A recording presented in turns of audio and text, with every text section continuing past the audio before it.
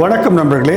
Socrates ஸ்டுடியோவில் நம்ம தொடர்ந்து ஆன்மீகவாதிகளுடைய அனுபவங்கள் குறித்து நிறைய பதிவேற்றம் செய்திருக்கிறோம். அது குறித்த உரையாடல்களையும் நாம் மேற்கொண்டிருக்கிறோம். இன்ஃபேக்ட் சொல்ல போனால் கான்ஷியஸ்னஸ் பற்றி ஒரு ஆன்லைன் டிஸ்கஷனும் கொஞ்ச காலத்துக்கு முன்னால் நம்ம நடத்தியிருக்கிறோம். இதனுடைய நீட்சியாக எல்லாருக்குமே ஒரு ஆர்வம் இருக்கும். இது அறிவியல் ரீதியாக எம்மாதிரியான ஆய்வுகள் மேற்கொள்ளப்பட்டு வருகின்றன, நம்ம ஊரில் ஆய்வு பண்ணுறாங்களா, மேலை நாடுகளில் செய்து கொண்டிருக்கிறார்களா என்றெல்லாம் அறிவதற்கு எல்லாருக்குமே ஆர்வம் இருக்கும். அதன் அடிப்படையில் தான் இன்றைய காணொளியானது அமையவிருக்கிறது. இந்த கான்ஷியஸ்னஸ் பற்றி மட்டுமல்ல, அதையும் தாண்டிய ஆன்மீக அனுபவங்கள் குறித்து ஆய்வுகள் மேற்கொண்டதில் முதன்மையானவர் வில்லியம் ஜேம்ஸ் என்ற ஒரு சைக்காலஜிஸ்ட் தான். 1902 வெரைட்டிஸ் ஆஃப் ரிலீஜியஸ் எக்ஸ்பீரியன்சஸ் அப்படின்ற ஒரு அருமையான நூலை அவர் எழுதுகிறாரு. அந்த நூலில் கிட்டத்தட்ட 20 டாப்பிக்கில் கட்டுரைகள் எழுதியிருக்கிறார். அவர் ஒரு சைக்காலஜிஸ்ட்டு, ஒரு அமெரிக்கன் ப்ராக்மேட்டிஸ்ட் ஃபிலாசபர். அவர் பல ஆய்வுகளை மேற்கொண்டு தானே கூட தனக்குள்ளாக சில மருந்துகளை எடுத்துக்கொண்டு இந்த அனுபவம் எப்படிப்பட்டதாக இருக்கிறது, இதை எப்படி புரிந்து கொள்ள வேண்டும் என்பதற்கான ஒரு உளவியல் ரீதியான முன்வைப்புகளை அவர் கொடுத்திருக்கிறார். உலகத்திலேயே சொல்லப்போனால் ஒரு மிக முக்கியமான ஒரு பங்களிப்பாக அது கருதப்படுகிறது. ஸோ வில்லியம் ஜேம்ஸ் என்ன சொன்னான்றதையும் பார்க்க போகிறோம். வில்லியம் ஜேம்ஸில் இன்றைக்கு பார்த்தீங்கன்னாக்க நிறைய விஷயங்கள் மாறி இருக்குது. ஆர்டிஃபிஷியல் இன்டெலிஜென்ஸுக்கும் ஸ்பிரிச்சுவாலிட்டிக்கும் எப்படி கனெக்ட் ஆகுறது வரைக்கும், குவாண்டம் தியரி ஆஃப் கான்ஷியஸ்னஸ்ஸு, இப்படிலாம் நிறைய வந்திருக்குது. எல்லாவற்றையும் நம்ம பார்க்கலாம். அதற்கு முன்னால் 2 அறிவிப்புகளை நான் சொல்ல விரும்புகிறேன்.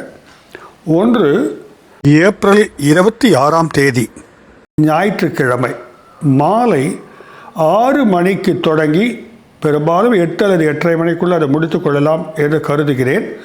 ஒரு ஆன்லைனில் நம்ம உரையாடலை ஏற்பாடு செய்யலாம் என்று திட்டமிட்டிருக்கிறோம். அது ஜூம் மூலமாக நடைபெறும். 100 பேர் அதில் கலந்து கொள்ளலாம். தலைப்பு ஜே கிருஷ்ணமூர்த்தி டுடே. இன்றைக்கான ஜே கிருஷ்ணமூர்த்தியின் டீச்சிங்ஸுடைய ரெலவன்ஸு எப்படி இருக்குது, இன்றைய சூழலில் நம்ம எப்படி அதை புரிந்து கொள்வது, ஏனென்றால் நிறைய போர் பதட்டங்கள் நிலவுகின்றது, மனிதர்களுக்கும் பல சிக்கல்கள் இருக்கிறது.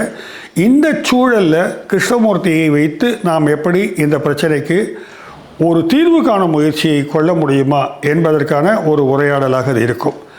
இந்த உரையாடலில் பங்கு பெறுவதற்கு ஆர்வமுள்ள நண்பர்களை வருக என்று வரவேற்கிறோம். விருப்பப்படுறவங்க கீழ்கண்ட வாட்ஸ்அப் எண், அவங்க கண்மணியினுடைய வாட்ஸ்அப் எண், அது தயவுசெய்து இமெயிலில் அனுப்ப வேண்டாம். வாட்ஸ்அப் எண்ணுக்கு உங்களுடைய விருப்பத்தை தெரிவித்து உங்களுடைய தொடர்பு எண்ணையும் எந்த எந்த எண்ணிலிருந்து உங்களை தொடர்பு கொள்ள வேண்டும் என்பதற்கான எண்ணையும் கூட அதில் குறிப்பிட்டு நீங்கள் உங்கள் விருப்பத்தை தெரிவிக்குமாறு கேட்டுக்கொள்கிறோம். இதில் நம்ம மெம்பர்ஸ் ஜாயின்மெண்ட்டே வராங்க. அதாவது மாத சந்தாவாக 119 ரூபாய் செலுத்தி உறுப்பினராக இணைந்திருக்கிறார்கள். நிறைய நண்பர்கள் இணைந்து கொண்டே வருகிறார்கள்.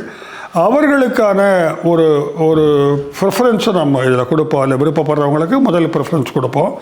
அவர்களும் நமக்கு அதை குறிப்பிட்டு தெரிவிக்க வேண்டுகிறோம். ஆகையால் விருப்பமுள்ள நண்பர்கள் விரைவாக இந்த காணொலியை பார்க்கும்போது நீங்கள் விருப்பப்பட்டீங்கன்னாக்க பதிவு பண்ணி வச்சுருங்க. ஏனென்றால் அதில் ஃபஸ்ட்டு நம்ம 100 பேர் தான் அக்காமடேட் பண்ண போகிறோம். அதில் முதற்கட்டமாக பேசக்கூடியவர்கள் பெயரை வாங்கி அவர்களை முதல்ல கருத்து தெரிவிப்போம். அது ஒரு உரையாடல் நிகழ்வாக இருக்கும். அனைவருக்குமான வாய்ப்பு கொடுக்க முடியுமா என்பது சந்தேகமே. ஆனால் பங்கு பெறுபவர்கள் அனைவரும் கண்டிப்பாக கருத்து ரீதியாக பல விஷயங்களை நாம் தெரிந்து கொள்ளக்கூடிய வாய்ப்பு இருக்கிறது. இந்த பதிவை நாம் பின்னால் யூடியூப்பில் பதிவேற்றம் செய்வதாக இருக்கிறோம். April 25 J Krishnamurti today zoom இணைய வழியாக உரையாடல் நடக்க இருக்கிறது. சாக்ரட்டிஸ் ஸ்டுடியோவுக்கு நிதி பங்களிப்பு செய்ய விரும்பும் நண்பர்கள் அது கீழே ஜாயின்னு ஒரு பட்டன் இருக்குது. அதை ப்ரெஸ் பண்ணிங்கனாக்க மாத சந்தாவாக ரூபாய் 119 செலுத்துவதற்கான முறைகள் தெரிவிக்கப்படும். அது ஆட்டோபே என்ற மெத்தட் மூலமாக உங்கள் அக்கௌண்ட்லேருந்து மாதம் 119 எடுத்துக்கொள்ளும். உங்களுடைய பங்களிப்பு பேருதவியாக அமையும். விருப்பப்படுபவர்கள் அவ்வாறு இணைந்து கொள்ளலாம். வில்லியம் ஜேம்ஸுடைய வெரைட்டிஸ் ஆஃப் ரிலீஜியஸ் எக்ஸ்பீரியன்சஸ்க்கு அடுத்து நிறைய சின்ன சின்ன ஆய்வுகள் மேற்கொள்ளப்பட்டு நூல்கள் எல்லாம் எழுதப்பட்டு வருகின்றன. அமெரிக்காவில் உள்ள ஜான் ஹாப்கின்ஸ் இன்ஸ்டியூட்டில் கான்ஷியஸ்னஸ் பற்றிய ஆய்வுகள் ரொம்ப தொடர்ச்சியாக செய்துட்டு வராங்க. அது தவிர ஒரு கிட்டத்தட்ட ஒரு 10 இன்ஸ்டியூட்டில் இம்மாதிரியான ஆய்வுகள் மேற்கொள்ளப்பட்டு வருகின்றன. ஜான் ஹாப்கின்ஸ் தான் ரொம்ப முக்கியமான ஒரு இன்ஸ்டியூட்டாக சொல்கிறாங்க. இயான் பிலிப்ஸ்ன்ற ப்ரொஃபஸர் இது சம்பந்தமான ஆழமான ஆய்வுகளை மேற்கொண்டு தன்னுடைய பதிவுகளை வெளியிட்டிருக்கிறார். அவங்க தொடர்ந்து ரிசர்ச் பண்ணிகிட்டே இருக்கிறாங்க. இந்த கான்ஷியஸ்னஸ் அல்லது தன்னுணர்வு என்றால் என்ன, இந்த உணர்வுகள் மூளையினால் மட்டும்தான் உருவாக்கப்படுகிறதா, இல்லை அதுக்கு வெளியில் ஏதாவது கனெக்டிவிட்டி இருக்குதா அப்படின்றதெல்லாம் அவங்க எம்ஆர்ஐ மாதிரி எஃப்எம்ஆர்ஐ பண்ணுறாங்க. அது எஃப்எம்ஆர்ஐ டெஸ்ட் பண்ணாக்க இன்னும் கொஞ்சம் மூளையினுடைய மிக நுணுக்கமான செயல்பாடுகளை அதன் மூலம் அறிய முடியும் என்று சொல்லுகிறார்கள். இன்னும் வெவ்வேறு விதமான டெஸ்ட் பண்ணுறாங்க. பிஇடின்னு ஒரு டெஸ்ட் இருக்குது, அதெல்லாமும் பண்ணுறாங்க. இதற்கு எக்ஸ்பெரிமெண்டல் குரூப்ஸை வச்சு பண்ணுறாங்க. ஆயிரக்கணக்கான நபர்கள் மீது இவர்கள் ஆராய்ச்சி செய்திருக்கிறார்கள். அது மட்டுமல்ல, ஆன்மீகவாதிகள், ஆன்மீக அனுபவம் பெற்றவர்கள், பல்வேறு சமயங்களை சேர்ந்த ஆன்மீகவாதிகளெல்லாம் வரவழைச்சு தொடர்ந்து ஆய்வுக்கு உட்படுத்தி அவர்கள் சொல்லுகின்ற அந்த அனுபவங்களை ஆராய்ச்சி செஞ்சுட்டு வராங்க.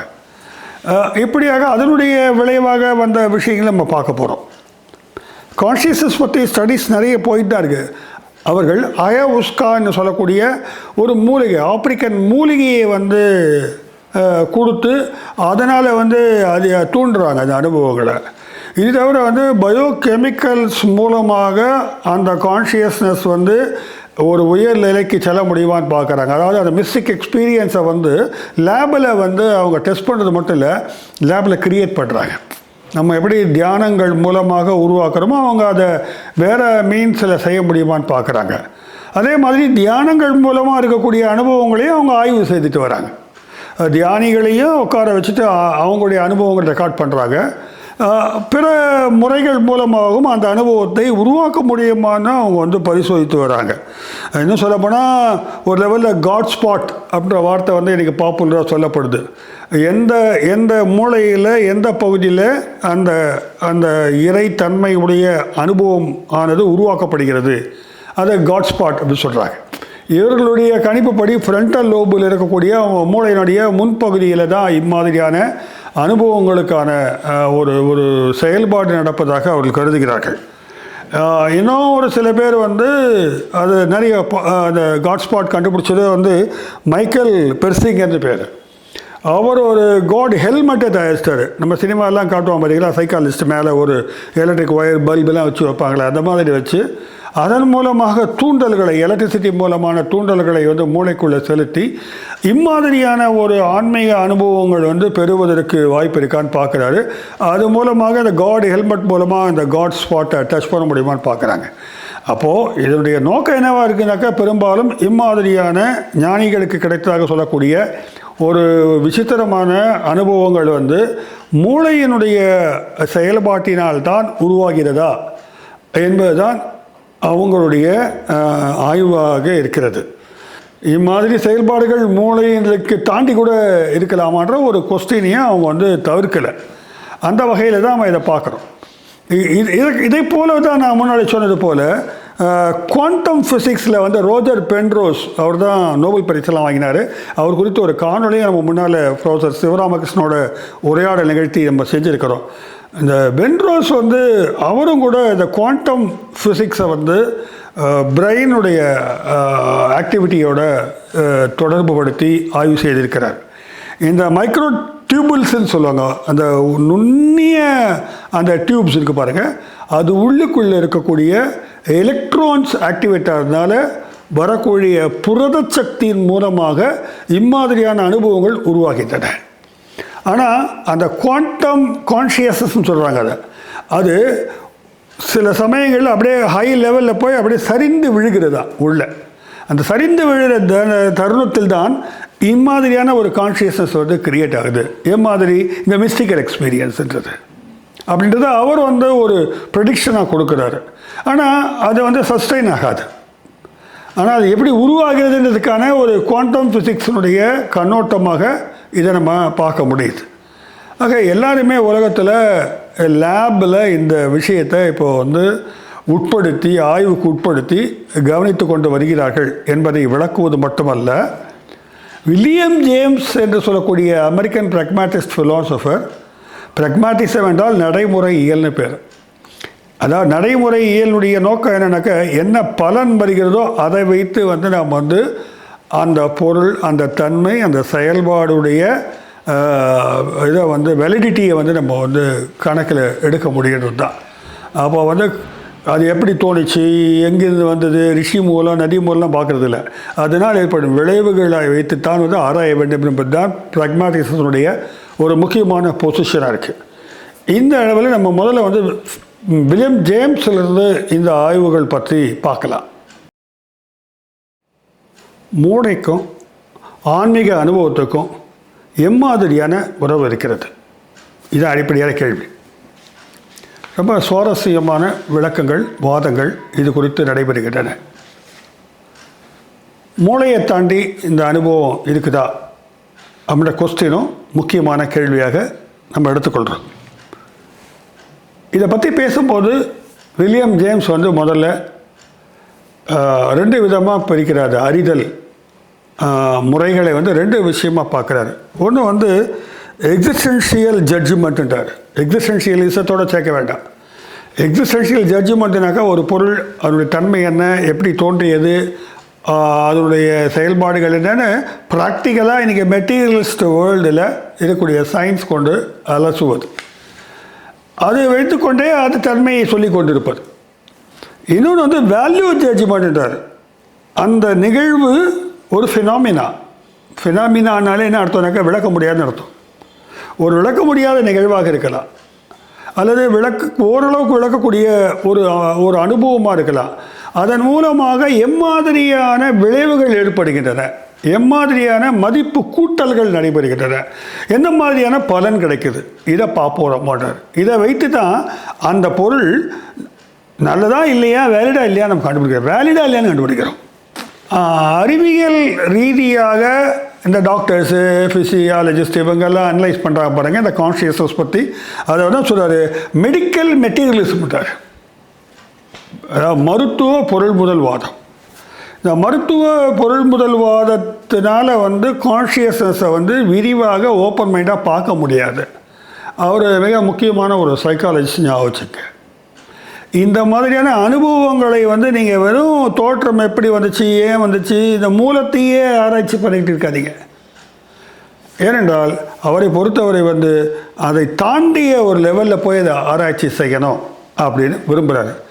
ஆனால் அந்த தருணத்தில் அவருடைய காலகட்டத்தில் இந்த மெடிக்கல் மெட்டீரியலிசம்னு அவரால் சொல்லப்பட்ட அந்த சயின்ஸ் வந்து என்ன பண்ணுறாங்கனாக்க, இந்த மிஸ்டிக் எக்ஸ்பீரியன்ஸ் எல்லாம் இருக்குது பாருங்கள். நம்ம ஊரில் நிறைய அனுபவங்கள் ராமகிருஷ்ணருக்கு இருக்குது, விவேகானந்தருக்கு இருக்குது, ரமணருக்கு இருக்குது, அது ஒரு பட்டியலே இருக்குது. இதெல்லாம் வந்து ஒரு விதமான நோயுடைய அறிகுறி அப்படின்னு அவங்க விஞ்ஞானத்தில் சொல்கிறாங்க. இப்போ செயின்ட் பால் வரார், புனித பவுல் பைபிளில். அவர் டெமஸ்கஸ் போகும்போது ஒரு மிகப்பெரிய ஒளியை பார்க்கிறார். இது வந்து பதிவாக இருக்குது. இதை வந்து இந்த மெட்டீரியலிஸ்ட் பாயிண்ட் ஆஃப் என்ன சொல்கிறாங்க, தரிசனம் என்பது அவருக்கு வந்து ஏற்கனவே காக்கா வலிப்பு இருக்குது, எக்லிப்ஸ் இருக்குது. இந்த காக்கா வலிப்பு வர்றதுனால அவருக்கு அப்படி ஒரு இமேஜினேஷன் தோன்றி இருக்கிறது அப்படின்னு சொல்கிறாங்க. அன்னை தெரசாவை பற்றி சொல்லும் பொழுதும் அவங்களுக்கு நிறைய இமேஜஸ்லாம் தரிசனங்கள் வந்து கிடைச்சதாக சொல்லுவாங்க. அவங்களுக்கு வந்து ஹிஸ்டீரியா இருக்குது, அந்த ஹிஸ்டீரியாவுடைய விளைவாகத்தான் இந்த தரிசனங்கள் வந்திருக்கிறது, அது ஒரு நோயுடைய வெளிப்பாடாகத்தான் வந்து நாங்கள் பார்க்குறோம் அப்படின்ட்டாங்க. குவாக்கர்னு ஒரு மதத்தை உருவாக்கினார் வந்து ஜார்ஜ் பாக்ஸ். அவருக்கு வந்து மிகப்பெரிய ஒளி தரிசனங்கள் ஏற்பட்டு அவர் ஒரு பெரிய இயக்கத்தையே உண்டாக்கினார். மகத்தான மனமாற்றங்கள் ஏற்பட்டது அவங்களுக்கெல்லாம். அவருக்கு என்னடானாக்க இந்த இந்த குடலில் வந்து செரிமானம் இல்லை, அவருக்கு ப்ராப்ளம் தான். இந்த குடல் செரிமானம் இல்லாதால் குடலுக்கும் மூளைக்கும் கனெக்ஷன் இருக்குன்னு இப்போது ஜான் ஹாப்கின்ஸ் எல்லாம் படித்து சொல்கிறாங்க. குடலில் ஏற்படுகின்ற அந்த சீர்கேடுனால கோளாறுனால அஜீரண கோளாறுனால அவருக்கு இந்த ஆன்மீக அனுபவம் வந்திருக்குது அப்படின்னு சொல்கிறாங்க. இப்படியெல்லாம் வந்து விளக்கங்கள் கொடுக்கப்பட்டு கொண்டிருந்த காலம் பார்த்து சொல்ல முடியாது. மெடிக்கல் சயின்ஸ் கிட்ட போயிட்டா இப்படி தான் பார்ப்பாங்க. அப்போ வில்லியம் ஜேம்ஸ் என்ன சொல்கிறாரு, இதெல்லாம் மறுதளிக்கிறார். இப்படியெல்லாம் வந்து நீங்கள் வந்து குரூடாக வந்து ஒரு உயர்ந்த நிலை அனுபவமாக கருதப்படுவது நிராகரிக்க முடியாது. அன்னை தெரசாவுக்கு வந்து அப்படி தோற்றம் ஏற்பட்டதுனால அன்னை தெரசாவை சொல்கிறாங்க, அவங்களுக்கு தெரியும் இந்த குற்றச்சாட்டு. அப்படி என்ன வந்து ஒரு பெரிய பிசாசு பிடித்து கொண்டதாலாம் சொல்கிறாங்க. அப்படிலாம் இருந்தாக்கா ஒரு நற்குணங்கள் எப்படி எங்கிட்ட கிரியேட் ஆகும்? மக்களுக்கு உதவி செய்யணுன்ற வேலையை நான் எப்படி பணி செய்ய போகிறேன்? இந்த சேவை மனப்பான்மையும் மற்றவர்கள் மீதான கருணையும் அன்பும் பல்கி பெருகுவதற்கு அது வழிகாட்டுமா? இந்த ஒரு நோயால் கொடுக்க முடியும்னு நினைக்கிறீங்களா? அப்படின்ற கேள்வி அவங்க முன் வைக்கிறாங்க. அதனால தான் அவரும் கேட்குறாரு, எவ்வளோ விஞ்ஞானிகளுக்கு எவ்வளோ நோய் இருக்குது. வில்லியம் ஜேம்ஸ் கேட்குறாரு, பெரிய பெரிய அரிதான கண்டுபிடிப்புகளை கண்டுபிடித்த விஞ்ஞானிகளுக்கு பல நோய்கள் இருக்குங்க. அந்த நோயினால் தான் அவங்க கண்டுபிடிச்சாமல் சொல்ல முடியுமா? அந்த நோய்க்கும் அந்த கண்டுபிடித்தலுக்கான தொடர்பை வந்து நீங்கள் தான் உண்டாக்குறீங்க அப்படின்னு ஒரு லாஜிக்கலான பாயிண்ட்டை வைக்கிறார். ஆனால் இந்த இடத்துல வந்து கவுண்டராக ஒரு ஜட்ஜ்மெண்ட் சொல்ல முடியும். அதெல்லாம் வந்து பொருள் சார்ந்த மற்றவர்களால் டெஸ்ட் பண்ணி பார்க்கக்கூடிய ப்ரூஃப்ஸ் கொடுக்கக்கூடிய ஒரு அனுபவம் விஷயம் கண்டுபிடிப்பார்லாம். பட் இந்த ஸ்பிரிச்சுவல் எக்ஸ்பீரியன்ஸ் ஆன்மீக அனுபவன்றது இன்னொருத்தரால் பண்ணி பார்க்க முடியாது, அவங்களுக்குள்ளே தான் பார்க்க முடியாது. அது உண்மைதான். ஆனால் அதே சமயத்தில் அதுக்காக அதை வந்து நோயினால் உருவாக்கப்பட்டது அப்படின்னு நிராகரிச்சிட முடியாது. அது ஒரு மாயை, வெறும் மாய அனுபவமாக தூக்கி எறிந்து விட முடியாது. அதனுடைய விளைவுகள் வந்து சமூகத்தில் வந்து சகோதரத்துவத்தை பற்றி பேசுகிறது, உலக அமைதியை பற்றி பேசுகிறது, பிற நண்பர்களை வந்து பிறரை வந்து நண்பர்களாக பாவிக்க வேண்டிய ஒரு மனோநிலையை பற்றி பேசுகிறது, பகிர்ந்து அளிப்பதை பற்றி பேசுகிறது. இதெல்லாம் வந்து இவ்வளோ ஒரு விஷயத்தை உருவாக்குகிறது உணர்வு ரீதியாக இந்த அனுபவங்கள். இந்த மாய அனுபவம் என்று சொல்லக்கூடிய ஆன்மீக அனுபவங்களை பெற்றவர்கள் அந்த அனுபவம் தோன்றிய பிறகு அவர்கள் புதிய அவதாரம் எடுக்கிறார்கள். அவர்கள் வந்து ஒரு உன்னதமான மனநிலைக்கு தங்களை ஆட்படுத்திக் கொள்கிறார்கள் என்று சொல்லும் பொழுது அந்த அனுபவத்தினுடைய வேல்யூ என்ன, மதிப்பு என்னன்னு பாருங்க அப்படின்னு ஜேம்ஸ் வந்து சொல்கிறார். வில்லியம் ஜேம்ஸ் வந்து இந்த மிஸ்டிக் எக்ஸ்பீரியன்ஸை ரிஜெக்ட் பண்ணல. அடிப்படையாக நம்ம அதை புரிஞ்சுக்கணும். அவர் ரொம்ப அப்ஜெக்டிவான ஒரு நியூராலஜி பேஸ்டு ரிசர்ச் பண்ணக்கூடியவர் தான். ஆனால் ஓப்பன் மைண்டோட அந்த அனுபவங்களை பார்க்குறார். அவர் வந்து பௌத்தத்துக்கு, இந்து மதத்திற்கு, மற்ற பிற கிழக்கத்திய மதங்களுடைய இந்த மிஸ்டிக்கல் எக்ஸ்பீரியன்ஸுக்கு வந்து ஒரு பெரிய மதிப்பு தரார். அவற்றையெல்லாம் ஆய்வு செய்கிறார். அவர் சும்மா ஒரு மொக்கையாக பேசலை, அவர் கருத்து ரீதியாக பேசலை, கூர்மையாக ஆராய்ச்சி செய்து பேசுகிறார். அப்படி பார்க்கும் பொழுது நரம்பியல் மண்டலத்துடன் தொடர்பு உள்ளதுதான் இந்த அனுபவம் என்றாலும் கூட இந்த கான்ஷியஸ்னஸ் வந்து நரம்பு மண்டலத்தை தாண்டி, அதாவது மூளையை தாண்டி வெளியிலேயும் நீட்சி அடைகிறது. ஒரு சப்கான்ஷியஸ் டெரைன், அடி மனதில் இருக்கக்கூடிய பல்வேறு விஷயங்கள், நினைவுகளாக இருக்கலாம், உணர்வுகளாக இருக்கலாம், பல்வேறு விதமான நசுக்கப்பட்ட அந்த ஃப்ராய்டியன் கான்செப்டில் சொல்லக்கூடிய நசுக்கப்பட்ட ஆசைகளாக இருக்கலாம். இது எல்லாமே உருண்டு திரண்டு வந்து ஒரு எழுச்சியை ஒரு கட்டத்தில் கொடுக்குது. அதுதான் ஒரு ஆன்மீக அனுபவத்துக்கான ஒரு எழுச்சியாக அமைகிறதுன்னு அவர் சொல்கிறார் முதல் கட்டமாக. ரெண்டாவது, இது வந்து ஒரு கதவு மாதிரி திறக்குதுன்றார். இது வந்து ஒரு கதவு மாதிரி திறந்து பிரபஞ்சத்தோடு கைகுலுக்குவதற்கு வழி செய்கிறது. உயர்நிலை ஆன்மீக ஆற்றல்கள் கண்டிப்பாக இருக்கின்றன. அவைகள் ஒருவருக்குள் வருவதற்கான தடைகள் வந்து இந்த உலக வாழ்க்கையில் ஏராளமாக இருக்குது. அதாவது மனநிலைகளுக்குள்ளே சொல்கிறேன். அது வந்து நம்ம சொல்லக்கூடிய மெடிக்கல் பெத்தாலஜி அப்படிலாம் சொல்லி அதை சீப் ஆக்கிடுறாங்க. அப்போ இந்த கான்ஷியஸ்னஸ் திறக்கும்பொழுது வெளிப்புறத்தில் இருக்கக்கூடிய அந்த ஆற்றலானது உள்நோக்கி வருகிறது அப்படின்ற அளவில் அவர் வந்து விளக்கத்தை ஃபஸ்ட்டு நம்புகிறார். இது அகைன் வந்து ஹைப்போதிசிஸ் தான், ஒரு கருதுகோளாகத்தான் பார்க்குறோம். இருக்கிற டேட்டாவை வச்சுட்டு சொல்கிறார். நீங்கள் எல்லாத்தையுமே நோய், மனநோய் இதனால் வந்துச்சு அப்படிலாம் கற்பனை அப்படிலாம் சொல்ல முடியாது. அது அதற்குரிய மரியாதையை நீங்கள் கொடுத்தான்ன்றார். அவர் வேன்கோ வந்து ஒரு பெயிண்டர் தெரியும் உங்களுக்கு. முக்கியமான நபர் வந்து வேன்கோவை பற்றி இனி கூட வந்து நிறைய பார்க்குறேன் பெயிண்டிங்ஸில். வேன்கோ வந்து மனநிலை பாதிக்கப்பட்டவராக இருந்தார். அவர் வந்து ஒரு ஸ்டாரி நைட்டுன்னு ஒரு அற்புதமான ஓவியம், உலகமே பாராட்டிய ஒரு ஓவியம் அது. அந்த ஓவியம் வரைகின்ற காலகட்டத்தில் மனநிலை பாதிப்பில் இருந்தார் அவர். அதற்காக வந்து அவர் ஒரு பைத்தியம், அவர் உளவியல் ரீதியாக ரொம்ப சிதைந்து போனவர் அப்படின்னு சொல்லிட முடியாது.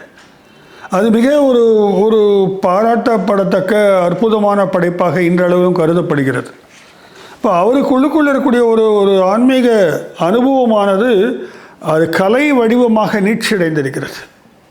இதில் ஒரு விஷயம் புரிஞ்சுக்கணும், இந்த ஆன்மீக அனுபவம் என்பது ஏதோ வெட்ட வெளியில் பறந்துக்கிட்டு இருக்கிற விஷயமாக மட்டும் பார்க்கல இவங்க. அது இந்த பூமி பரப்பில் பல்வேறு பணிகளாக அது வரும்னு பார்க்குறாங்க. அவர் கேட்குறாரு, ஒரு இசையை கேட்க, நல்ல தரமான இசையை கேட்கும் பொழுது சிலருக்கு கண்ணீரே வருகிறது, சிலர் ஒட்டுமொத்தமாக தன்னை இழந்து லயித்து போகிறார்கள். இதை வந்து உங்கள் அறிவியல் ஃபிசிக்ஸ் வச்சு மட்டுமே டிஃபைன் பண்ண சொன்னால் எப்படி விளக்குவீங்க? இது நம்ம தெரிஞ்சது தான். அது ஒரு வயலின் இசையாக தான். ஒரு வயலின் என்று ஒரு வாத்தியம் இருக்குது, அதில் வந்து கம்பி இருக்குது, அந்த நான்களை மீட்டும் போது ஒலி ஏற்படுகிறது, இத்தனை டெசிபிள் இந்த ஒலி வருது, அந்த அளவுக்கு தான் விளக்க முடியும். அது உருவாக்குகின்ற அந்த உணர்ச்சி நிலை, அந்த கேட்குறவங்க கண்ணில் கண்ணீர் வருது, அது எப்படி வருது அப்படின்னும் பொழுது அந்த இடத்துல வந்து விஞ்ஞானத்தால் விளக்க முடியாத ஒரு ரகசியம் இருக்கிறது. அதுதான் மனித உணர்வுக்கான களமாக இருக்கிறது. அந்த அளவுக்கு வந்து அவர் சொல்கிறார். அப்போ வந்து நீங்கள் வெறும் சயின்டிஃபிக்னு சொல்லிட்டு ஃபிசிக்கல் ஃபீச்சர்ஸை வச்சுட்டு விளக்க முடியாது. அதை தாண்டிய ஒரு லெவலுக்கு ஹியூமன் கான்ஷியஸ்னஸ் ட்ராவல் பண்ணுது. அது என்ன நம்ம தெரிஞ்சுக்க முயற்சி பண்ணுவோம்னு நினைக்கிறார். உடனே நல்லா சொன்னீங்க, வாங்க நம்ம ஊரில் ஒரு தாடி வச்சு நீங்கள் ஒரு ட்ரெஸ்ஸை போட்டு மடத்த ஆரம்பிச்சிடலாம் அப்படின்னு சொல்லக்கூடாது. அவர் அறிவியல் பரப்பினுடைய நீட்சியாக தான் அதை கொண்டு போகிறாரு. ஆனால் அறிவியலை தாண்டிய ஒரு அனுபவ வெளியை வந்து அங்கீகரிக்கிறார்.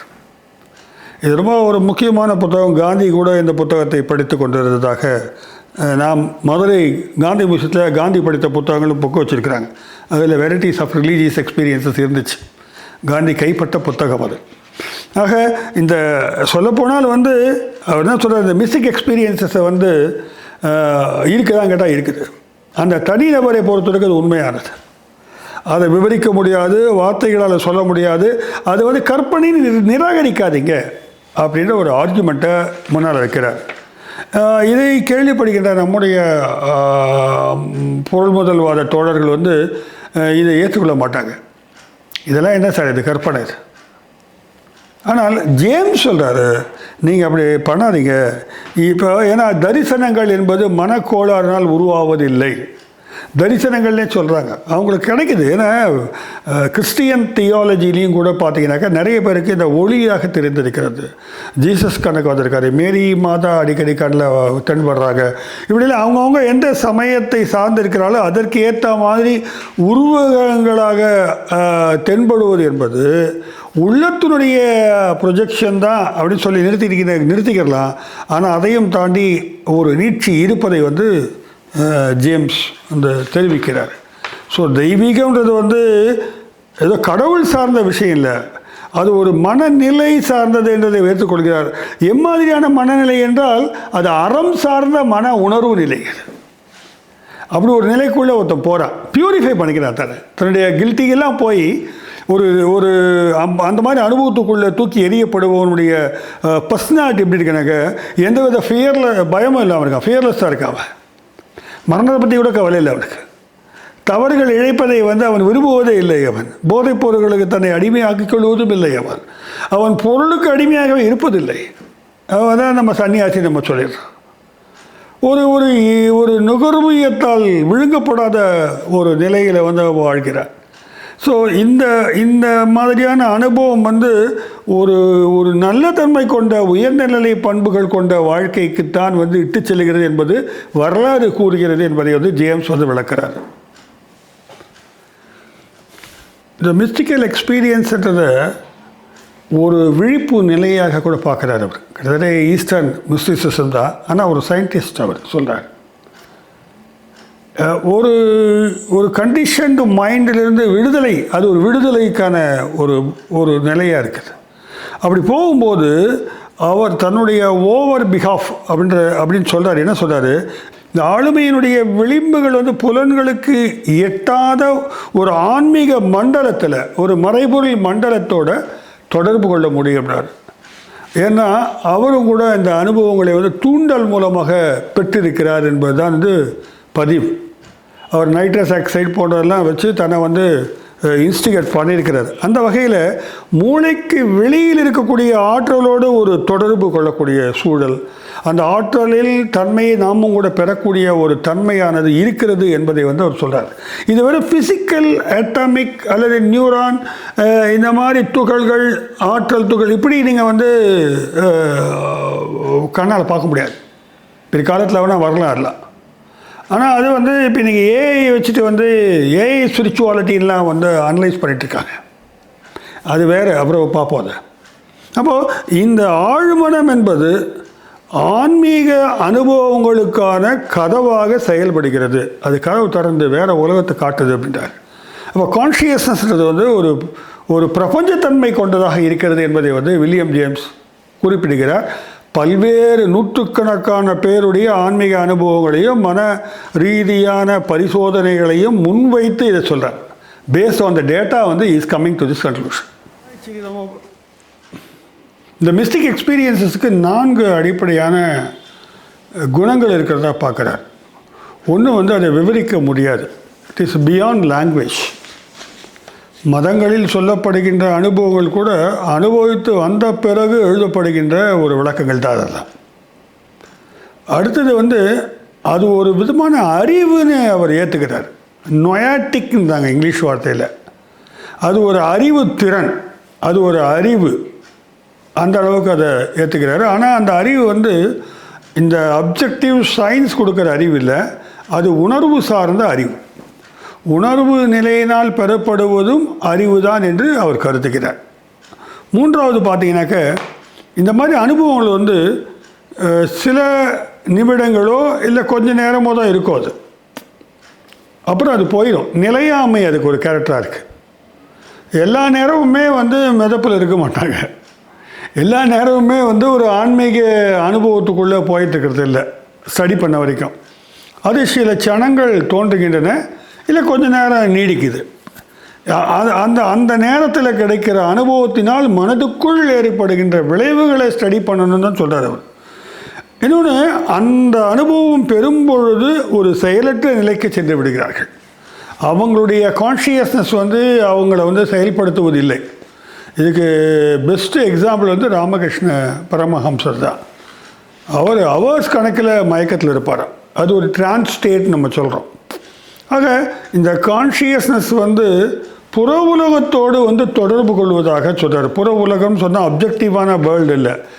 மைண்டை வந்து ரெண்டாக பிரிக்கிறார் அவர், ஏ ரீஜன், பி ரீஜன். இந்த ஏ பகுதிகள் என்பது வந்து அது விழிப்பு நிலையில், சாதாரண விழிப்பு நிலையில் பல காரண காரியங்களோட எல்லாவற்றையும் கவனத்தோடு பார்க்கின்ற ஒரு ஒரு நிலை அது. இன்னொன்று பி ரீஜன்றது வந்து இதெல்லாம் இல்லாமல் வந்து ஒரு சுதந்திரம் அடைந்த ஒரு நிலை அது. இந்த பி ரீஜனுக்குள்ளே போக விடாமல் ஏ ரீஜன் வந்து தடுத்துக்கிட்டே இருக்குது. இந்த பி ரீஜனுக்குள்ளே போகும்பொழுது தான் இந்த இந்த ஒரு அபரிதமான புதிய ஒரு விழிப்பு நிலையானது ஏற்படுகிறது. ஒரு கேட்டு திறந்த மாதிரி இருக்கின்றார். ஸோ ஒரு ஆன்மீகத்துக்கான கதவு வந்து அடி மனதில் இருக்கிறதா அவர் சொல்கிறார். அதற்கு வந்து அடி மனதில் சேமித்து வைத்து இருந்த இத்தனை நாளாக ஒடுக்கி நசுக்கி வச்சிருந்த பல்வேறு விதமான எண்ணங்களும் கூட ஒரு காரணம். இன்னொன்று, ஆன்மீக அனுபவங்கள் கூட எப்படி வருதுனாக்க, ஆன்மீக தேடலில் தங்களை வந்து செழுமைப்படுத்தி கொண்டே வருபவர்களுடைய அந்த அந்த அந்த இது இருக்குது பாருங்கள், அந்த தேடல், அந்த தாகம், அது அடி மனதில் பதிவாக இருக்கிறது. அது ஒரு வெடிப்பாக வருகிறது சில தருணங்களில் அப்படின்றார். அப்படி வரும்பொழுது ஒரு சக்தின்னு சொல்லிட்டு அதை வந்து ஃபிசிக்கலாக மெஷர் பண்ண முடியாத ஒரு விதமான ஆற்றலாகத்தான் வந்து அவர் பார்க்குறாரு. அதோட வந்து கனெக்ட் ஆகும்பொழுது அந்த பர்சனாலிட்டிக்குள்ளே நிறைய சேஞ்சஸ் வருது. அதை பாருங்கன்றார். இது ஒரு முக்கியமான ஒரு பாயிண்ட்டாக நான் பார்க்குறேன். என்ன மாதிரி மாறி இருக்கிற ஒருத்தருக்கு ஆன்மீக அனுபவம் இருக்குது, அதை வச்சுட்டு அவர் ஏமாத்துறாரா, இல்லை அவர் வந்து ஒரு செழுமை அடைகிறாரா, அற ரீதியாக இருக்கிறாரா, எளிமையான வாழ்க்கை கொண்டவராக இருக்கிறாரா, அதிகமாக நுகர்வியத்தின் மீது ஈடுபடாமல் இருக்கிறாரா, ஆன்ம விசாரம் கொண்டவராக இருக்கிறாரா, இப்படிலாம் பார்க்கும்பொழுது அவருடைய அன்பு, கருணை போன்ற இதர குணங்களும் வந்து அதற்கு மெருகூட்டுகின்றன. அதனால் வந்து என்ன விளைவுகள் தான் வச்சு பாருங்க அப்படின்னாரு. இதில் இப்படி வரும்போது ஒரு கேள்வி வருது.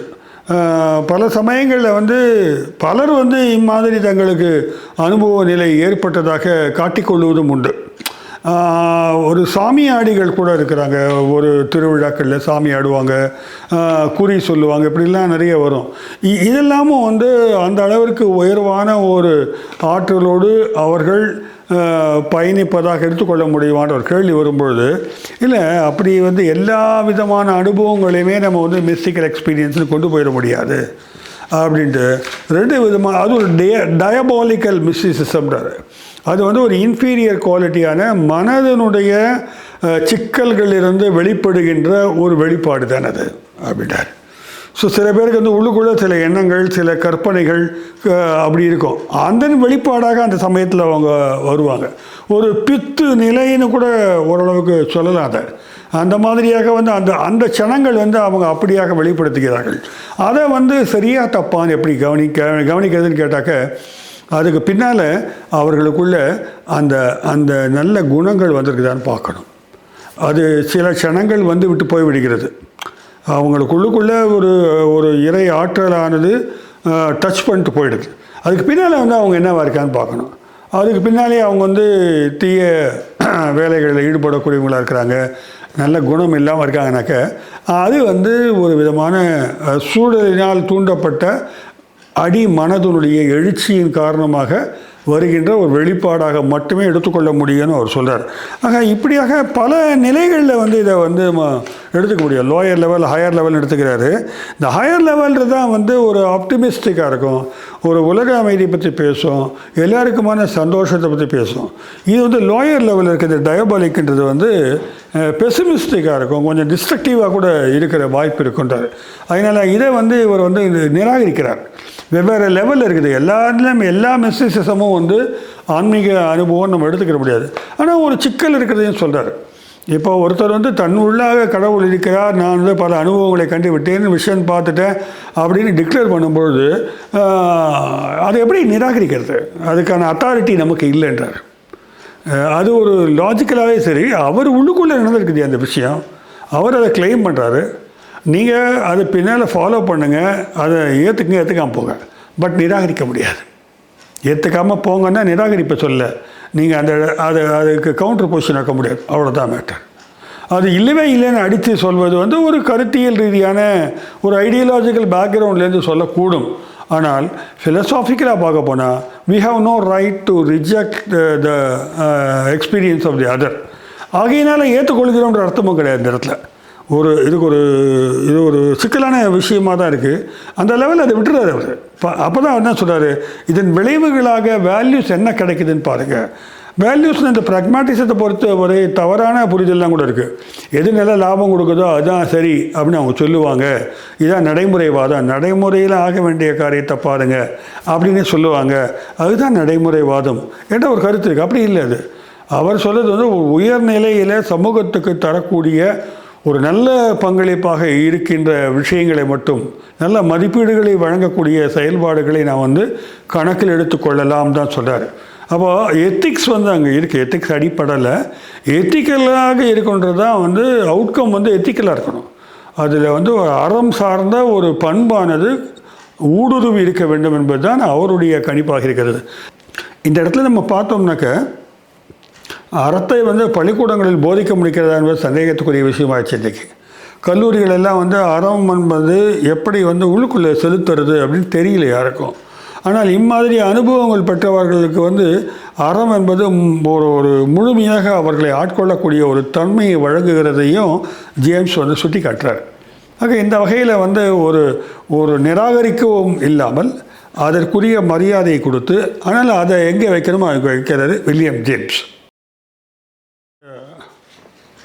அடுத்து பார்த்தா John Hopkins psychedelic and consciousness research சென்டர்னு இருக்குது அமெரிக்காவில். அவங்க தான் ஆழமான ஆய்வுகளை மேற்கொண்டு வருகிறார்கள். அவர்கள் என்ன சொல்கிறாங்கனாக்க அவங்களுக்கு இந்த மூளையை வச்சு தான் இது இந்த மாதிரி அனுபவங்கள் வருதுன்ற ஒரு நிலைப்பாடு இருக்குது. கிட்டத்தட்ட பல விதமான பரிசோதனைகள் அங்கே செய்யப்பட்டு வருது. 127 பேரை ஒரு 12 வீக்ஸ்க்கு வந்து மெடிடேட் பண்ண வைக்கிறாங்க. அப்புறம் வேறு வேறு விதமான பயிற்சிகள்லாம் கொடுக்குறாங்க ஆன்மீக அனுபவம் பெறுவதற்காக. அந்த அவுட்கம்மை ரெக்கார்ட் பண்ணுறாங்க. அதில் என்ன கிடைக்குதுனாக்கா மைண்ட்ஃபுல்னஸ் பேஸ்டு ஸ்ட்ரெஸ் ரிடக்ஷன் சொல்கிறாங்க. இதன் மூலமாக என்ன அவங்களுக்கு அவுட்கம் கிடைக்குதுனாக்கா நிறைய இந்த ஸ்ட்ரெஸ் ரிலீஸ் ஆகுது, ரிலாக்ஸேஷனோடு இருக்கிறாங்க, பதட்டம் குறையுது, வலி குறையுது, பயம் குறையுது. இம்மாதிரியான பயிற்சிகள் மூலமாக மனது வந்து ஒரு பேலன்ஸ்டாக இருக்குது அப்படின்றத வந்து அவங்க வந்து அப்சர்வ் பண்ணுறாங்க. சிலருக்கு நோய் எதிர்ப்பு சக்தி கூட கூடியிருப்பதாக அவங்க கருதுகிறாங்க. அப்போ மெடிடேஷன்லாம் ஒரு நல்ல வகையில் வந்து பயனுள்ளதாக இருப்பதாக அவங்களுடைய அவுட்கம் வந்து சொல்லுது. இப்போ அதை பொறுத்த வரைக்கும் யாருக்கும் எதிர்ப்பு கிடையாது. இந்த மூளை அல்லது மனசு வந்து புற உலகத்தோடு சேருதல் தான் பிரச்சனை. இப்போது அதற்காக வந்து டாக்டர் கிரிஃபித் என்பவர் வந்து 2006 ஒரு முக்கியமான ஆய்வுகளை மேற்கொண்டு வந்தார். அவர் பண்ண ஆய்வில் சைலோசைஃபின்ற ஒரு ட்ரக் இருக்குது, அதை கொடுக்குறாங்க. மேண்ட்ராக்ஸ் போன்ற ட்ரக்லாம் கொடுக்குறாங்க. கொடுத்து இந்த அனுபவத்துக்குள்ளே வந்து எப்படி போகுதுன்னு பார்க்குறாங்க. அதாவது மெடிடேட் பண்ணி தியானம் பண்ணி கிடைக்கின்ற ஆன்மீக அனுபவத்தை புற சக்திகள் மூலமாக தூண்டலின் மூலமாக உருவாக்க முடியுமான்னு செக் பண்ணி பார்க்குறாங்க. அதுலேயே சிலருக்கு சில அனுபவங்கள் கிடச்சிருக்கு. அது தெரியல எனக்கு, அது எப்படிப்பட்ட அனுபவமாக இருக்கும் நமக்கு தெரியல. அதுலேயும் அனுபவங்கள் கிடச்சிருக்குது. ஆனால் அந்த மாதிரியான அனுபவங்களை பற்றி அவங்க பெருசாக கவலைப்படல. ஆனால் ஆன்மீகத்திலேயே திளைத்து கொண்டிருக்கின்ற வெவ்வேறு மதங்களை சார்ந்த சில பேர் இருக்கிறாங்க, இந்த மெடிடேட் பண்ணக்கூடியவங்க இருக்காங்க. அவங்களையெல்லாம் வரவழைச்சி வந்து ஒரு மெடிடேஷன் ஒரு கிட்டத்தட்ட 22 பேர் 14 மாதங்கள் வந்து அவங்களுக்கு வந்து அவங்களுடைய நர்வஸ் சிஸ்டத்துலேருந்து பிரெயின்லேருந்து எல்லாத்தையுமே வந்து அப்சர்வ் பண்ணி வந்து சயின்டிஃபிக்காக ஸ்டடி பண்ணுறாங்க. சிலருக்கு வந்து இந்த மாதிரியான தூண்டல் மூலமாக அந்த அனுபவத்தை கொடுக்குறாங்க. அப்படி பார்க்கும்பொழுது இம்மாதிரியான அனுபவங்கள் வந்து அவர்கள் இருக்கிறாங்க பாருங்கள், இந்த மெடிடேட் பண்ணுறாங்களே அவங்களுக்கு கூட கொடுக்குறாங்க.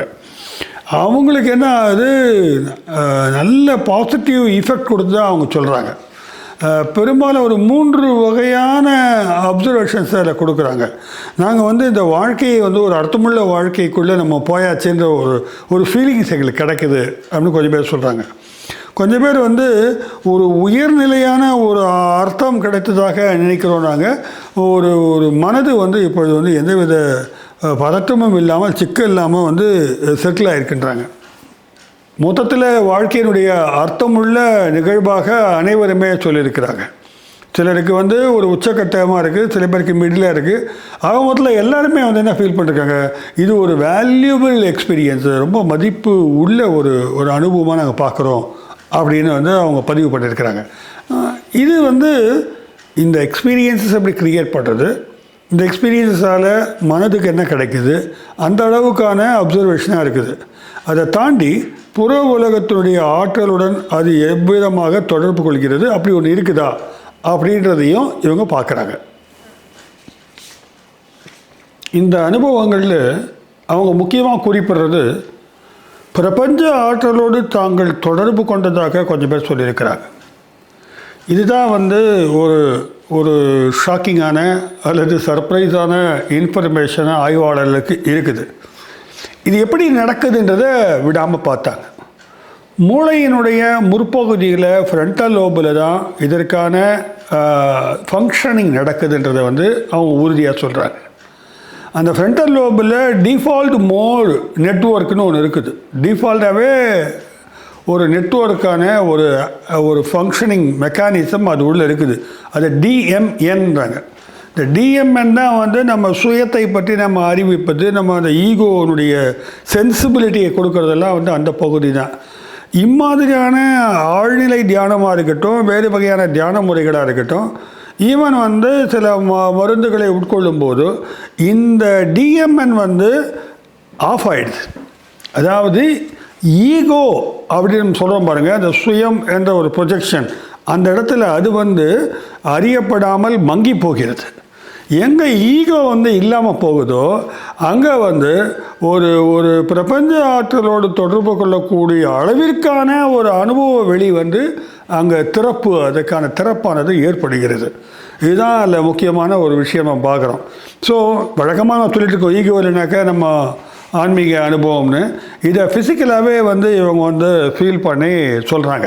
2025 இப்போ ரீசெண்டாக வந்து ஜூனில் வந்து ரிசர்ச் பண்ணுறாங்க. அந்த ரிசர்ச் பண்ணும்போது ராஃபிகள், முஸ்லீம்கள், ப்ரோட்டஸ்டன்ட்டு, கேத்தலிக்ஸு, புத்திஸ்ட்டுன்னு கிட்டத்தட்ட ஒரு 24 பேரை வந்து ஞானிகள், அதாவது தியானம் செய்யக்கூடியவர்கள் அல்லது இதில் நம்பிக்கை இருக்கக்கூடியவங்களோட வரவழைச்சி வந்து எக்ஸ்பெரிமெண்ட் பண்ணுறாங்க. மூளை ஃபுல்லாக அதை இதெல்லாம் வச்சுருவாங்க, இல்லை நரம்புகளை ஸ்டடி பண்ணக்கூடிய மீட்டரோட கனெக்ட் பண்ணுவாங்க. அப்படி செய்யும்பொழுது ஹயாவுவாஸ்கான்னு சொல்லக்கூடிய பழங்குடி மக்கள் பயன்படுத்தக்கூடிய ஒரு மாதிரியான போதை மாதிரியான வஸ்து அது. ஆக்சுவலி இது போதை வஸ்து இல்லை, நம்ம கஞ்சா மாதிரியான ஒரு இலை தான் அது. ஆனால் அதை வந்து கொடுக்குறாங்க. அவங்க யாருக்கு கொடுக்குறாங்கனாக்கா ஒரு எக்ஸ்பெரிமெண்ட் குரூப் கொடுக்குறாங்க. இன்னொரு குரூப் வந்து மெடிடேஷன், தியானம், இது மாதிரி விஷயங்கள் இருக்கிறாங்க. இந்த ஹயாவுவாஸ்காவில் என்ன ஒரு ஸ்பெஷாலிட்டினாக்க அது போதை கிடையாது.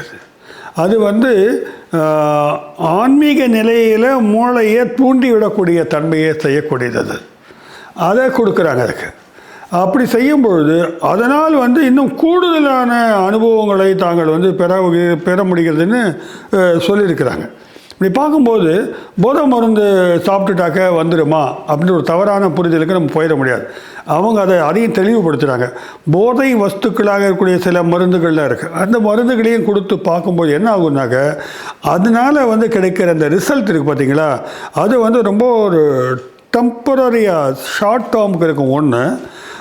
இரண்டாவது அது உங்களை அடிக்டாக மாற்றிடும். அது இல்லாமல் இருக்க முடியாத அளவுக்கு வந்து ஒரு அடிமையாக ஆயிடுவோம்.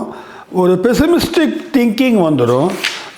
ஒரு கில்ட்டி ஃபீலிங்கும் வந்துடும். ஐயோ நம்ம தப்பு பண்ணிட்டோமோன்ற ஒரு கில்ட்டி ஃபீலிங்ஸும் வந்துடுன்றாங்க. இன்னொன்று உடலை வந்து அது பாதிக்கும். அம்மாதிரியான வஸ்துக்கள், போதை வஸ்துக்கள் மூலமாக இந்த தூண்டல் இருக்கும்போது உடலானது பாதிக்கப்படுகிறது. ஒரு ஹியூமன் டிக்னிட்டியே எஃபெக்ட் ஆன மாதிரி ஒரு ஃபீலிங் வந்து அவங்களுக்கு வந்துடுது. இப்போ நம்ம சொல்லக்கூடிய ஹயாவுவாஸ்கான்னு சொல்கிறோம் பாருங்க, அந்த போதை இல்லாத ஒரு மூலிகை, அது மாதிரியான விஷயங்களில் வந்து அப்படி நடக்கிறது இல்லை. இல்லை ஆழ்ந்த தியான முறைகளில் வந்து இம்மாதிரியான மனோநிலை ஏற்படுவதில்லை. அதுக்கு மாறாக ஒரு உயர்ந்த லெவலுக்கு போன ஃபீலிங் தான் கிடைக்குது. ஒரு கான்ஃபிடென்ஸ் கிடைக்குது. ஒரு டெத்து கூட ஃபேஸ் பண்ணக்கூடிய துணிச்சல் கிடைக்குது. இதை வந்து ஒரு ஹீரோயிக் மொமெண்ட் மாதிரி கிரியேட் ஆகுது அவங்களுக்கு அப்படின்றாங்க. நம்பிக்கை கிடைக்கிறது. ஏற்கனவே நம்பிக்கை இல்லாமல் இருப்பவர்களுக்கு ஒரு நம்பிக்கை மாற்றம் கிடைக்கிறது. இந்த போதை எல்லாம் கிடையாது. அது வந்து ஒரு ஆனந்த நிலையாக அவர்களுக்கு தெரிகிறது. சுயம் என்ற அந்த ஒரு அகங்கார நிலை வந்து, அகந்தை வந்து குறைக்கப்படுகிறது. இதெல்லாம் நான் சொல்ல, இதெல்லாம் வந்து ஆய்வு கூடத்திலேருந்து அவங்க ஜான் ஹாப்கின்ஸ்லேருந்து சொல்கிறாங்க. அவங்க இதெல்லாம் நான் சொல்ல, ஜான் ஹாப்கின்ஸ் அவங்க ஆராய்ச்சி மையத்திலிருந்து இம்மாதிரியான ஃபைண்டிங்ஸை வந்து கொடுத்துருக்குறாங்க. இந்த ஹயாவுஸ்கா மூலிகை என்பது சட்டப்படி தடை செய்யப்பட்டது. அதெல்லாம் பயன்படுத்துவதற்கு சட்டத்தினுடைய அனுமதியோடு தான் அவங்க செய்வாங்க, மற்றவங்க செய்ய முடியாது. ஆக இப்படியாக வந்து ஜான் ஹாப்கின்ஸில் நிறைய ரிசர்ச் பண்ணுறாங்க. அதுக்கடுத்து நம்ம பார்த்தோம்னாக்க குவாண்டம் ஃபிசிக்ஸில் குவாண்டம் மெக்கானிக்ஸ் மூலமாக ரோஜர் பென்ரோஸ் சொன்னதை நான் ஏற்கனவே சொன்னேன். இந்த மைக்ரோ டியூபுல்ஸில் இருக்கக்கூடிய புரதங்கள் சரியும் பொழுது கான்ஷியஸ்னஸ் உருவாகுதுன்னு சொல்லியிருக்கிறோம். அவர் ரோஜர் பென்ரோஸோடு சேர்ந்து அமரஃப்னு இருக்கக்கூடிய ஸ்டூவர்ட் அமரஃப், அவரும் வந்து சேர்ந்து இந்த சில ஆய்வுகளை செய்து வெளியிட்டிருக்கிறாரு. அவர் என்ன சொல்கிறார், நான் 4 டைமென்ஷனில் இந்த குவாண்டம் மெக்கானிக்ஸை இதில் பயன்படுத்தலான்னு பார்க்குறாரு. வாழ்க்கையை பற்றி பார்க்குறது, அக வாழ்க்கையை பற்றி பார்ப்பது, விழிப்புணர்வு, நினைவகம், இப்படிலாம் ஒரு 4 ஏரியாக்குள்ளே இதை வந்து நம்ம வந்து விரிவடைய வைத்து அலச முடியும்னு சொல்கிறாங்க. இதற்காக அவங்க என்ன பண்ணிருக்காங்கனாக்கா, பின்னால் இன்னொரு ஆய்வாளர்கள் என்ன பண்ணுறாங்க, குவாண்டம் மெக்கானிக்ஸில் ஐபிஎம் குவாண்டம் சூப்பர் கம்ப்யூட்டர் அதை யூஸ் பண்ணுறாங்க. 10 qubit அதை பயன்படுத்தி அதன் மூலமாக வந்து இது என்ன தான் நடக்குது இது இந்த நிலையில் அப்படின்றதுக்கான ஆய்வுகளை அவங்க பார்க்குறாங்க. அதாவது பொருளை தாண்டி ஒரு கான்ஷியஸ்னஸ்னு ஒன்று உருவாக முடியுமான்றது வந்து விஞ்ஞானிகளுக்கு ஒரு சவாலாகவே இருக்கிறது. அது பிடிபடாமையே போய்கிட்டு இருக்கு அவங்களுக்கு. அதையும் ஒத்துக்கிறாங்க, இன்னும் அவங்களால் பிடிக்க முடியல. இப்படியாக வந்து குவாண்டம் மெக்கானிக்ஸும் கூட இப்பொழுது வந்து கான்ஷியஸ் பற்றி ஆர்வமாக பல ஆய்வுகளை மேற்கொண்டு வருகிறார்கள். நான் சும்மா அறிமுகத்துக்காக சொன்னேன். Philips cops ஒருத்தருக்கார். அவர் என்னென்ன கருதுகிறார் என்று சொன்னால், இந்த உணர்வு நிலைகள் பற்றிய ஆய்வில் வரும்பொழுது ஏன் அறிவியல் அதை வந்து கன்சிடர் பண்ணலனாக்க, அந்த தவறை செய்தது வந்து கலீலியோ தான்ட்டார். கலீலியோஸ் ஏரார்னு ஒரு புக்கு எழுதியிருக்கார் அவர். கலீலியோ வந்து பிரைமரி குவாலிட்டி செகண்டரி குவாலிட்டின்னு பிரிக்கிறார். ஜான் லாக்கோ அதை செய்வார். இந்த பிரைமரி குவாலிட்டி செகண்டரி குவாலிட்டிஸில் பிரைமரி குவாலிட்டிஸில் அந்த நம்பரு, ஷேப்பு, வடிவங்கள், இயக்கம், நிலை இதெல்லாம் வந்துடுது. மற்றபடி வந்து நிறம், சுவை, ஐம்புலன்களால் உணரக்கூடிய உணர்வு சம்மந்தப்பட்டதெல்லாம் செகண்டரி குவாலிட்டியில் கொண்டு வந்துடுறாரு. செகண்டரி குவாலிட்டினாக்க முதன்மையான குவாலிட்டியில் இருக்குது பாருங்கள், அதை சார்ந்து இருப்பதுன்னு அர்த்தம். அப்போ என்ன ஆகிடுது, இந்த உணர்வு என்பது பொருளினுடைய சார்போடு தான் இருக்க முடியுன்ற அளவிற்கு அதில் வந்து புரிதலை உண்டாக்கி விட்டார். ஸோ அதன் அடிப்படையிலே வந்து விஞ்ஞானம் இயங்கி கொண்டிருக்கிறது. அப்படி அல்ல, இதையும் கூட ஒரு பிரைமரி குவாலிட்டியாக கொண்டு வர முடியும். உணர்வு என்பதையும் கூட ஒரு பிரைமரி குவாலிட்டியாக கொண்டு வந்துட்டாக்க இதுக்கு நமக்கு வந்து ஒரு அறிவியல் ரெகக்னேஷன் கிடைக்கிறதுக்கான சூழல் உண்டாகும் நினைக்கிறார் இப்போ. அப்போ இப்படியாக வந்து பல்வேறு லெவலில் வெவ்வேறு விதமான கருத்து வேறுபாடுகளோட இது குறித்து வந்து ஆர்வத்தோடு ஆய்வுகள் மேற்கொண்டு வருகிறார்கள் நண்பர்களே.